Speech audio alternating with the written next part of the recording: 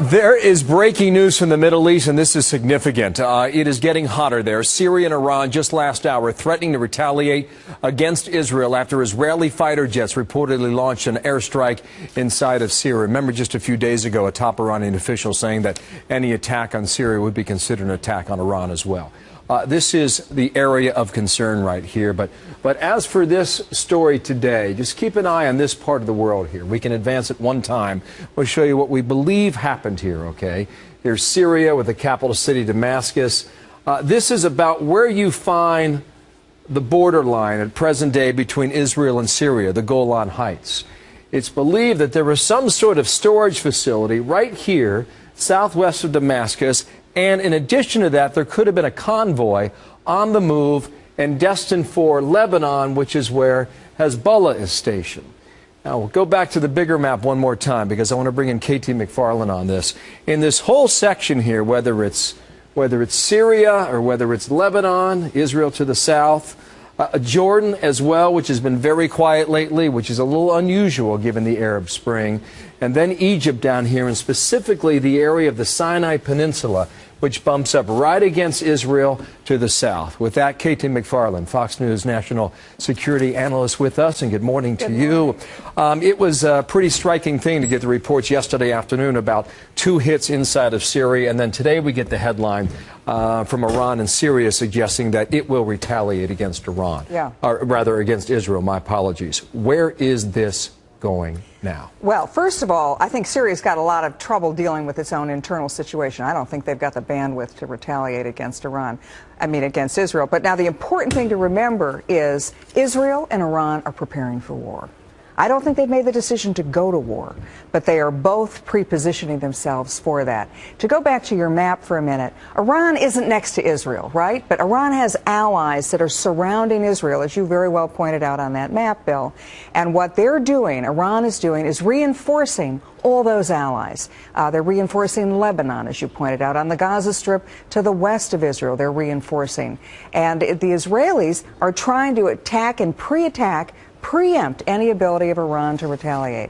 So things are heating up there. Nobody knows where it's going, but boy, is it heating up. It is said that perhaps this was a storage facility for chemical weapons, unconfirmed. Unconfirmed. Perhaps this was a convoy that was bringing anti-aircraft missiles into Lebanon to help Hezbollah defend off against an attack against Israel. That was not confirmed either, but what we do know is that something was hit by somebody.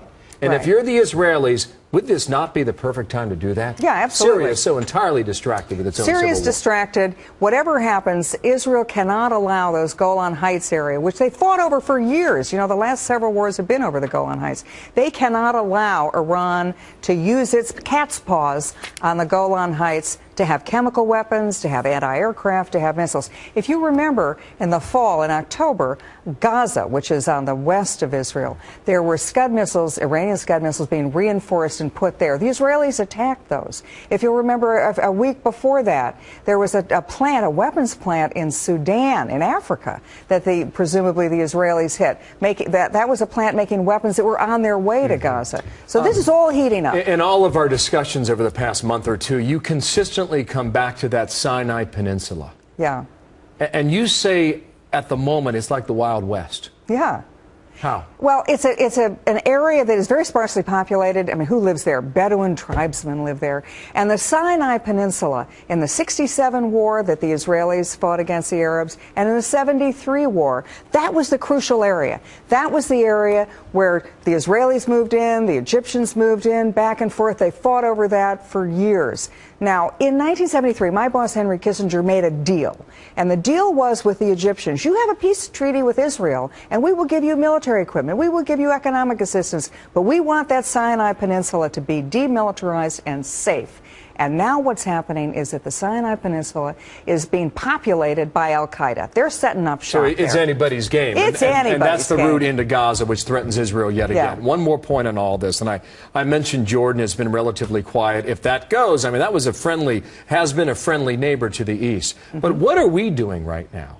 as a government to put our influence to make sure that this thing does not go very bad quickly? Well, that's the big question, and I think that's why the hearings this morning with Senator Hagel are so important, because where is the administration? Are they a strong supporter of Israel? They talk about it, but they don't act like it. Are they going to tell Iran? No, they tell Iran no nuclear weapons, but what are they going to do to stop Iran? So I think all these things are coming together in one place. Thank you. We're going to wait for that comment here from Chuck Hagel. KT McFarland, thanks to Bill. you.